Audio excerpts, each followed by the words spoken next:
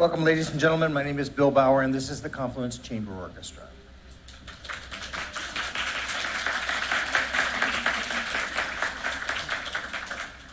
The theme of this concert is Big Orchestra, Small Stage. So we'll consider it a big success if everybody gets home okay. We've already had one injury. Don't look at the lady with the ice pack down here in the front row. Thank you for being here tonight. We're delighted to be here as part of the Central Library's concert series. The idea happened about a year ago, and the programming was to be concentrated on classical music, the things that you expect to hear at an orchestra concert. This is not the same old thing, though. Definitely not the same old thing. And one of the things that was going to prove that is the very first piece on the program is two pieces. They're called Two Abstracts. They're by Patricia Bueller. She is a St. Louis composer, and she happens to be sitting right behind me. She plays in our first violin section. Pat, would you stand up?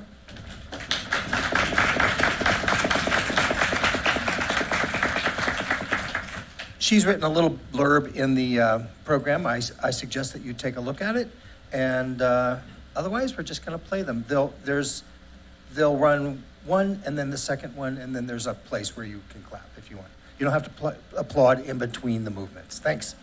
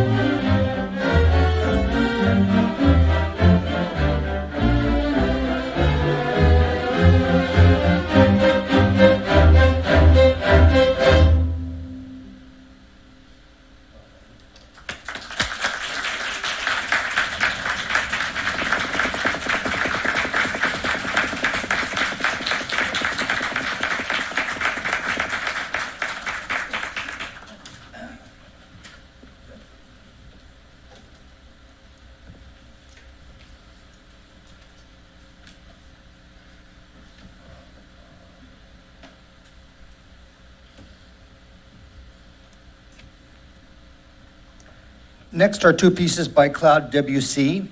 I'm trying to remember, what year did the library open? Was it 1905? 1912? Okay, these pieces were composed in 1908. So they're contemporary with the opening of the building, pretty much. The first piece is called The Girl with the Flaxen Hair. It's from a set of piano pieces that he wrote in 1908. And the second piece is called The Gollywog's Cakewalk. And he wrote it for his daughter, Emma. And it was based on this little toy she had, a little toy, sort of a stuffed toy with red pants and wild hair.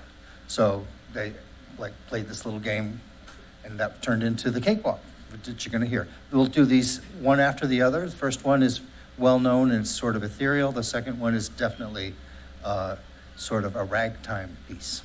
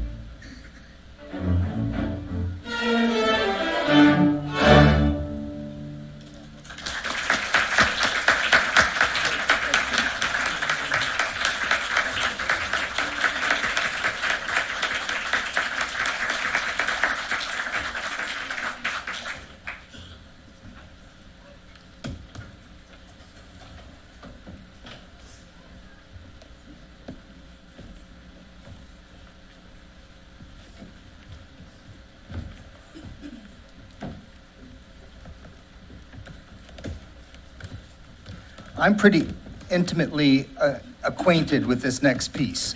I was doing research in the British Library in the late 1990s and working on another subject. And when you make a call for something, you get a microfilm printed. What they do is they print a page that's before your entry, they print your whole entry, and then they print the page after your entry to show that it's complete, the way they executed it for you. So I got my microfilm and I looked at it, and the page that was at the end said, "A famous minuet by an African." And I thought, well, that's interesting.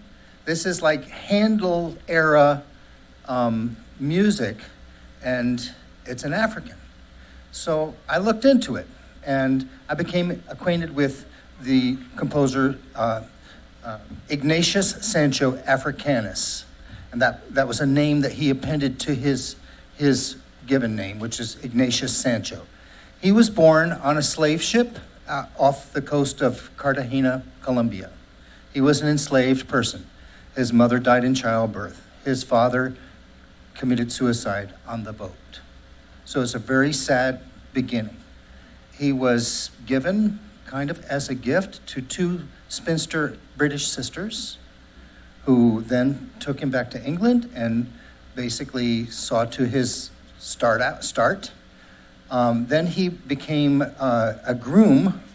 I mean, not for horses, but in the service of a family.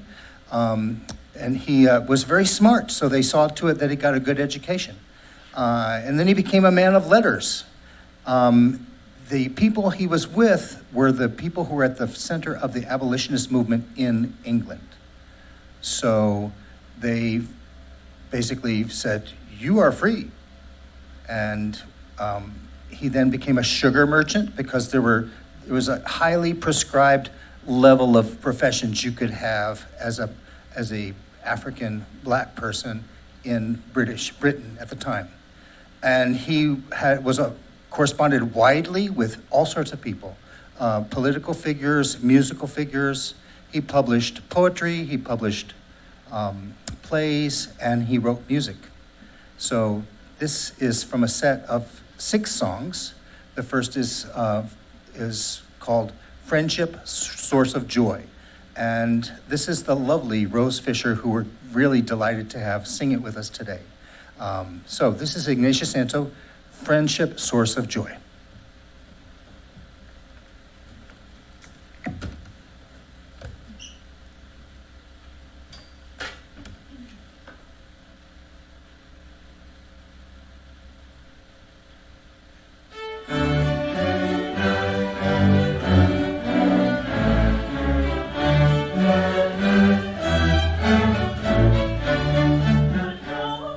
So softly sing, try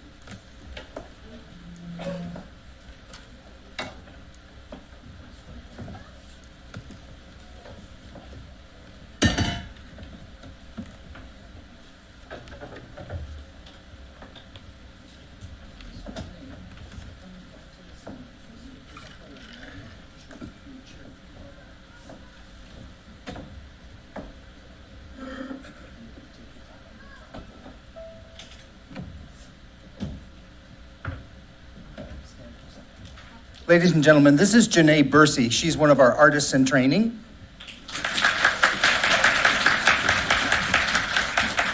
As an artist in training, the musician is given a concerto spot on each concert. They don't all have them on every concert, but this is Janae, and she's been with us 3 years? 4 years. She just graduated from Lindenwood University. And she's going to do for us 2 movements of this lovely concerto in E minor by Antonio Vivaldi.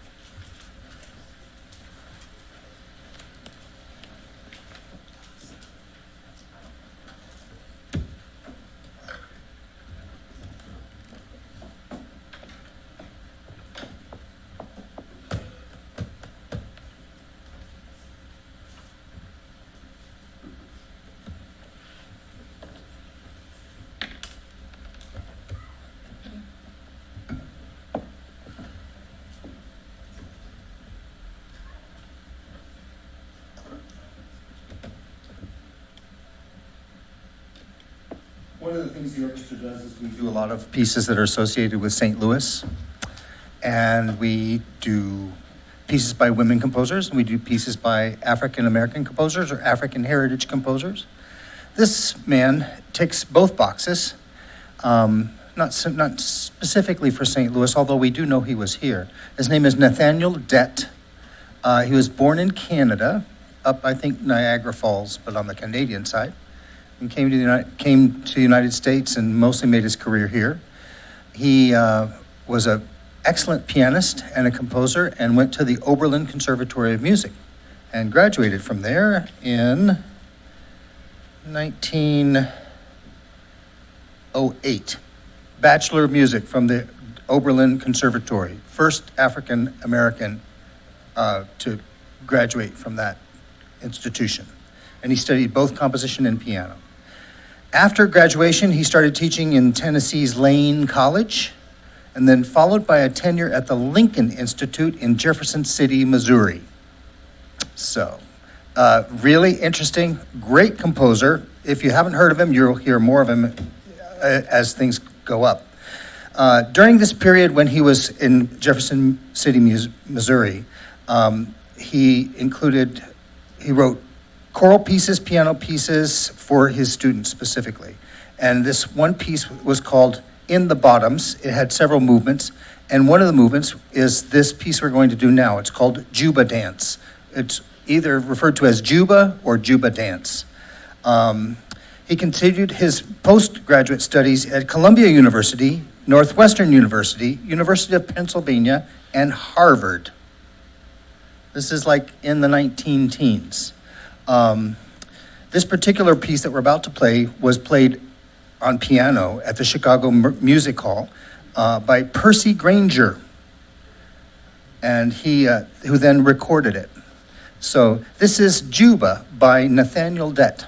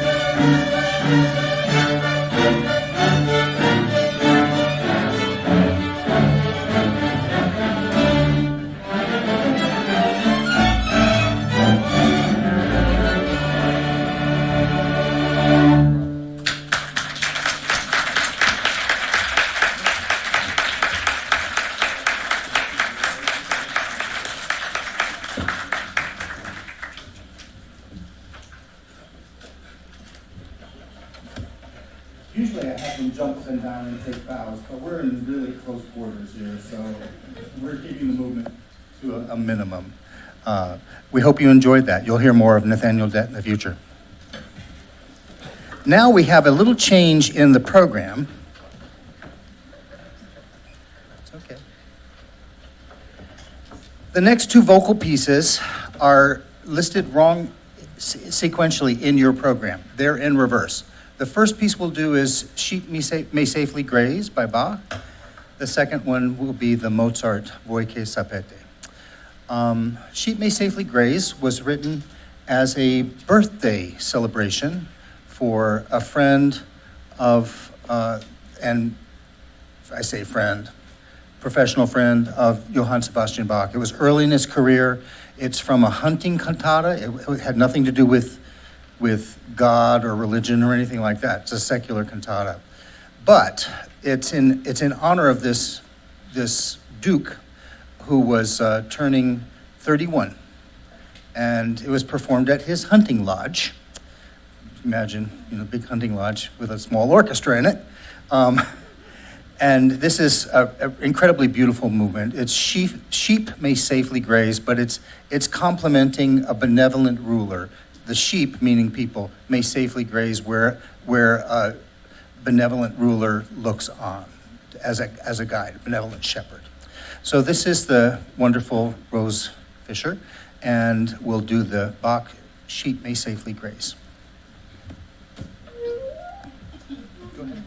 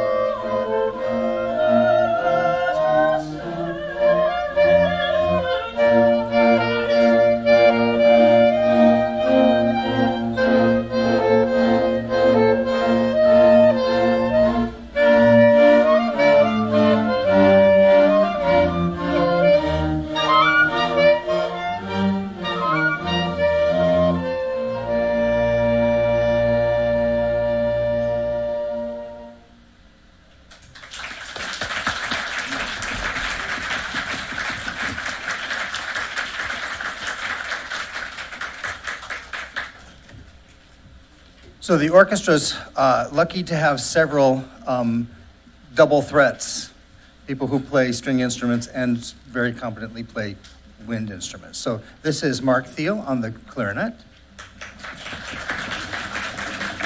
And this is Suzanne Schumer on flute.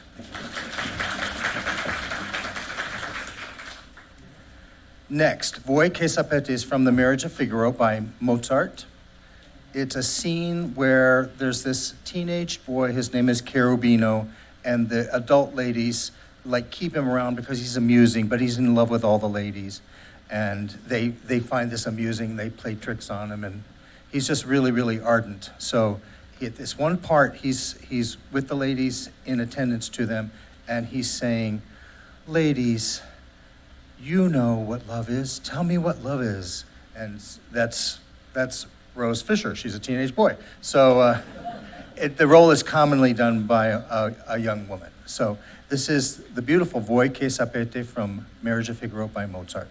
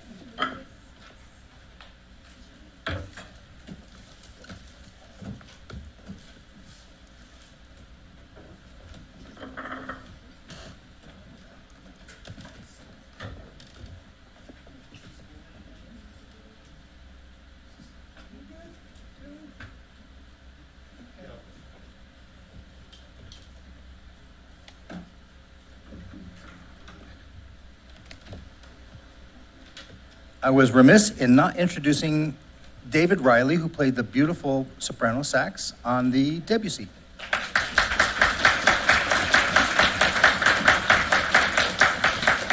We really enjoy working with David, and he plays all of the saxophones, not just the soprano sax. So, but that was a lovely rendition, and we're glad that he agreed to do it with us. So,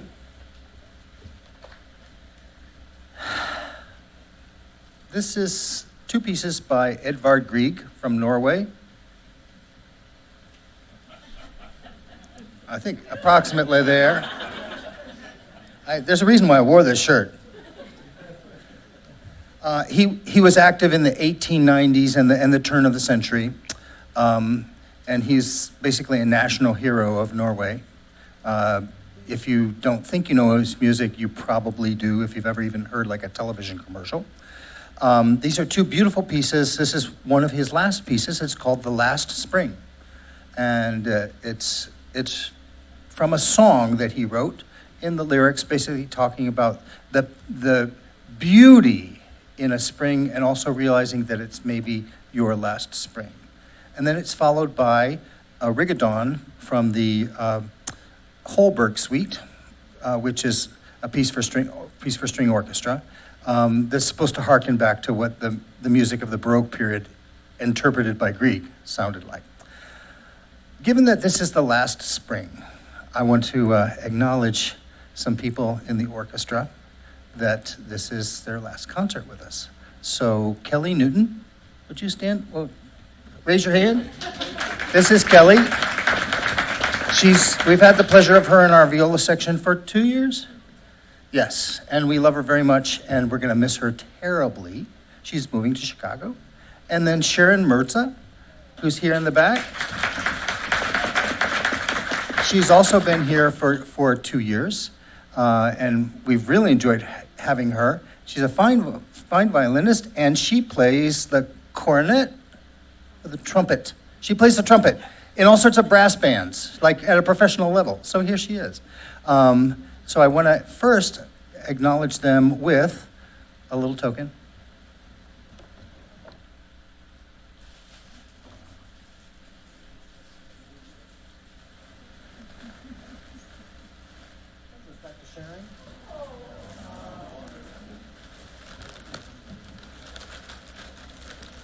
This goes over to Kelly.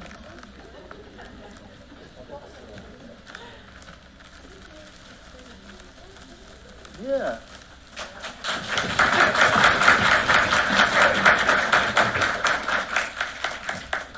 This is not the last time that she'll be with us, but this goes to Janae Bursey.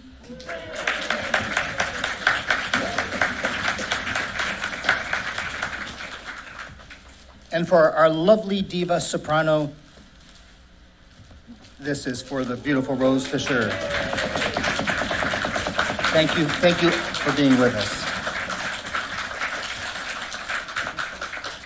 And now on to the music. We do the last spring, and then there will be no gap. We'll like catch our breath, and then we'll go directly into the rigodon to finish the concert. Thanks again for being with us.